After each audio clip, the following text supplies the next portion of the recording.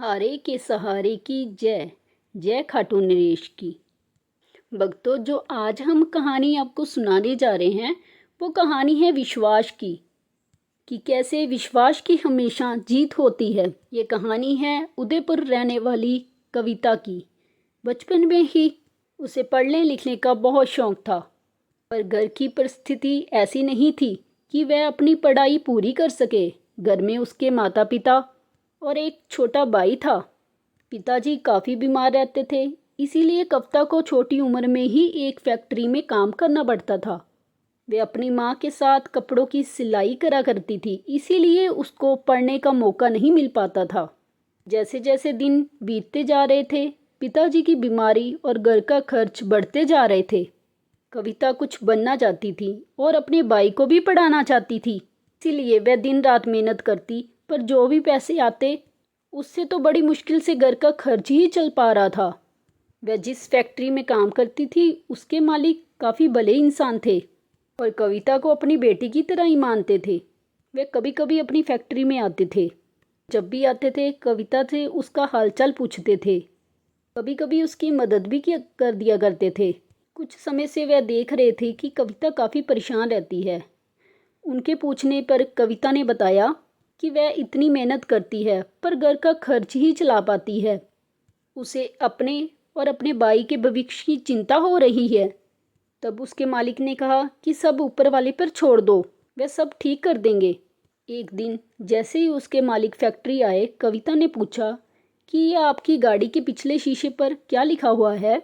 ये तीर का निशान और लिखा हुआ है हारे का सहारा, इसका क्या मतलब है?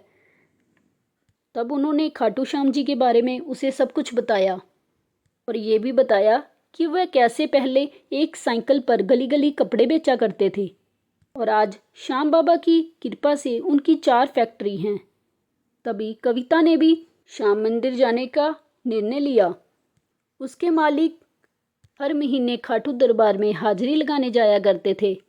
वे कविता और उसकी माँ को इस बार अपने साथ ले गए। वहाँ उन्होंने श्याम बाबा के दर्शन किए। कविता ने मन ही मन खाटू श्याम जी से अपने मन की बात कही। कहते हैं कि खाटू दरबार पर बिना मांगे भी बाबा हारे का सहारा बनकर उन भक्तों के साथ खड़े हो जाते हैं। ऐसे ही बाबा के दर्शन करते हैं, बाबा अपने आप ही भक्त की सुन लेते हैं। यही विश्वास कविता को यहाँ तक खींच के लाया था। खाटू दरबार से वापस आने के बाद कुछ दिनों बाद ही कविता की फैक्ट्री में जो कपड़ा सिलाई के लिए आता था उसकी क्वालिटी ठीक नहीं थी।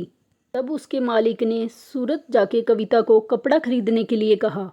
कविता को काम करते हुए काफ़ी समय हो गया था और कपड़े की अच्छी पहचान थी। वह सूरत चली गई और वहां जाकर उसने अपनी फैक्ट्री के लिए कपड़े का ऑर्डर दे दिया। खाली समय में वह मार्केट में घूम रही थी, तभी एक दुकान पर उसे अच्छे रेडीमेड कपड़े दिखाई दिए। वहाँ दुकानदार ने उसे कपड़े दिखाते हुए खरीदने के लिए कहा, पर उसने वहाँ बताया कि वह तो नौकरी करती है। दुकानदार ने कहा कि आप हमारी फ्रेंचाइजी लेकर बिना पैसा लगाए हमारे कपड़े उदयपुर में बेच सकती हैं। कपड़े बेचकर पैसे चुका देना। कविता ने पार्ट टाइम में कपड़े बेचने शुरू कर दिए।